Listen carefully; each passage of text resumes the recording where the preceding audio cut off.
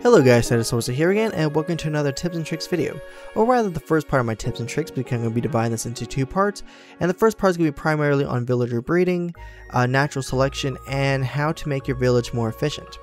Now, the second part is going to be primarily on how to repair your enchanted items using villager trading.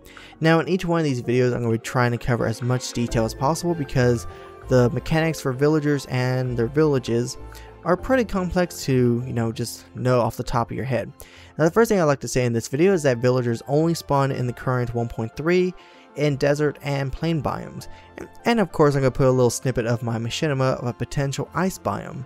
Now, like I just said, this is the only two areas that will spawn, desert and plain, but maybe in the future there's going to be more villagers in other biomes. Now, the next thing I want to cover is the type of villagers in the area. Now, the first one we have here is a farmer, then a butcher, then a priest, librarian, and then a blacksmith. And each one of these villagers have their own separate items they'll bargain with you. Pretty much their trade. So the first one's called as a farmer, and his is primarily any type of wheat, wool, and pretty much all the common stuff. And he's going to be the most common villager you find in any village. The next one's called the butcher. Now his is primarily leather armor, saddles, and beef. Pretty much anything when it comes to animals. The priest is the next one, and his is he's actually the most important one of them all. And he will give you bottles of enchanting, I believe glowstone, and of course he's going to be the primary use in my second video when it comes to enchanting. The next one's called librarian, and his is primarily books, bookcases, and paper for emeralds. And of course the last one's called a blacksmith, which gives you tools, armors, and weapons.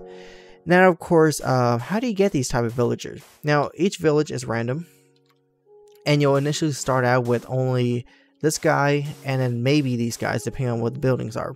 Now, as you see here, we have a librarian, and I think another one over here. Yeah, we have two librarians, a lot of regular guys, one priest, and I don't think any blacksmith in this particular village. Now, priest, if you see a building like this, you get at least one priest in your village. If you get a building that has, let me fly down here, open the door, and you see a bunch of bookcases here, you get a librarian. Now, I'm pretty sure that butchers are this building. If I'm not, then it's just random then, because, animals could potentially be in this area. Well, not really, but, if they were actually butchering stuff. I should stop about that. Okay, so how do villagers breed? Now, I think I counted 16 villagers in this village, besides the ones I spawned over there, just trapped forever in oblivion. And villagers will have 3 houses to themselves. Now, how does that work? I don't even. I don't own 3 houses. Why should you? But as you see here, there's 1, 2, 3, 4, 5, yada yada yada. And there's only 16 villagers here. Now, in the current state, there is no way these villagers will ever breed because there's actually less houses than the amount of villagers actually naturally spawn in this area. But let's just say that you killed them off, or let's say a zombie apocalypse happened and they died. Now, over time, they will repopulate depending on how many empty houses they have over a certain radius. Now, I believe it will count from the center, and I believe it's 50 blocks away, or 25 blocks radius, so 50 diameter, and they'll pretty much scope the place for doors. And this is the reason why you have these villagers spamming like this over and over again, wondering why they're playing with doors. Permanently, it turns them on. So how do villagers breed? Okay, so the first thing you're going to have to do is make a house. Now, of course, as you see here, houses take a crap ton of space. Now, how do you go about doing this? And that's what this tips and tricks is going to be about. Now, of course, I'm going to have a little snippet somewhere in this little footage on another world that I did after I show you guys how to make easy houses. Now, ask Chilix on how the coding was worded, and all it said is that you need a door, you need 2 spaces in between, and you need a roof or a block, basically with a light source. And there we go. This is considered a house. I don't even, but it does. So basically, all you have to do is just count 2 spaces away, door, 2 spaces, door, 2 spaces, door, 2 spaces, door, and then just rinse and repeat with the log right here. Now, it doesn't have to be a log, it could be any material, but I like using logs because it looks nice. And of course, if you see here, the villagers pretend this is a house. As you see there, he thinks that's a house. And if I put it at nighttime, once I make a little bit more areas, these villagers will actually stay here during the night thinking it is a real house. Now the only downside of using this is that if you're playing on normal or easy or hard, whatever you want to play on, they'll pretty much die if a mob comes next to them. Okay, so like I said, you place the door, place a log, place a torch. This is their apparently quote-unquote house. Now this villager is very close, so I'm going to put it on nighttime right now. And watch this. He's going to use these doors. There you go. He thinks he's safe in that little log house. This one, I don't know what he's doing. He's probably going to take his sweet time to find a door. Or he's just talking to the other villager. That's nice. That's nice. Okay, guys, it's nighttime. Go to bed. And I don't know what these guys are doing. Okay, they're all just socializing. I should really spawn a mob and just make them mad. But yeah, this guy is a perfect example that this does work. And all you have to do is just place door, 2 spaces, and then a block. He's just all cozy and everything. Don't look at me. And this is pretty much how you make a village. A village with spawnable houses. And this is the most efficient way of doing it without, making actually houses like this. Making it very huge. And then such and such forth. Now I'm going to put it back to day because they had their little slumber party and everything. Now this is the part of the video that I unfortunately going to have to do because it has to be done and unfortunately I don't want to. And it's come to the point that you want to kill off the bad villagers. Now what are bad villagers? Primarily farmers. Farmers are the worst ones of them all. As you see here, an emerald for 5 watermelons. Why? This one, I believe, one at flint and steel. Yep, 3. Look at that, 3 emeralds for a flint and steel. So you're going to be killing off these guys. So unfortunately, I'm going to have to do it right now. Kill all the ones that unfortunately don't matter. This one had arrows. Kill this guy off. This guy's talking to his friend. Kill him off. Sad, but true. Kill this guy. He's offering bread. That's pointless. Kill this guy. Oh my god, this is the worst one. I hate this. 10 gravel, 1 emerald, 3 flint. Why? Why do you exist? This guy's talking to his friend as well. Let's see here. 7 watermelons. Better than the other guy, but still a very bad trade. And many of you are probably wondering, what happens if you kill all the farmers? What happens then? And I'm going to be discussing that in about... Oh god, they spawned an iron golem here and I accidentally killed him off. Oh, you iron golem didn't protect him. I'm sorry. So we have here wheat. Okay, this one's actually a good one. Because wheat's fairly easy to get and you could trade with them. Keep all priests and all the other ones because they're pretty rare to come by. And of course I will be discussing what type of things you want to trade with them. Or which are the best things to trade with them. Okay, so coal, you'll live. An easy material, let's see what you have. Wool, wool's pretty easy.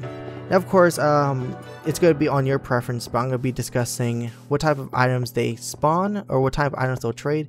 And which items you should keep and get rid of, as in like the villager, what they're offering. And you always want to choose your initial one because if they have a crappy one for start, then it's not really going to be very efficient.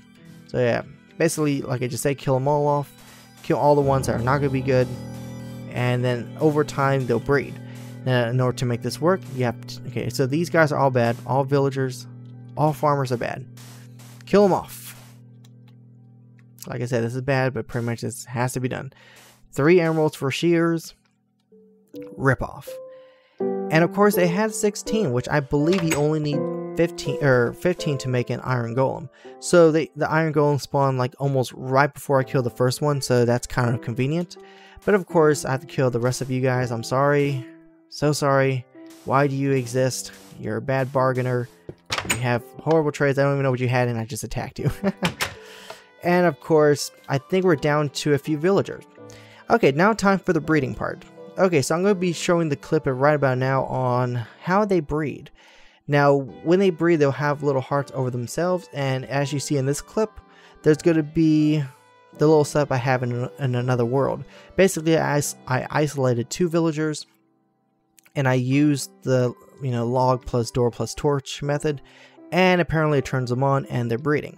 Now as you see here with the little baby, there is a, I believe, well I'm not really seeing the clip as I record this, but I'm pretty sure it is a librarian and there was 2 butchers breeding. So this proves that regardless of what type of villager breeds, you'll get a random profession.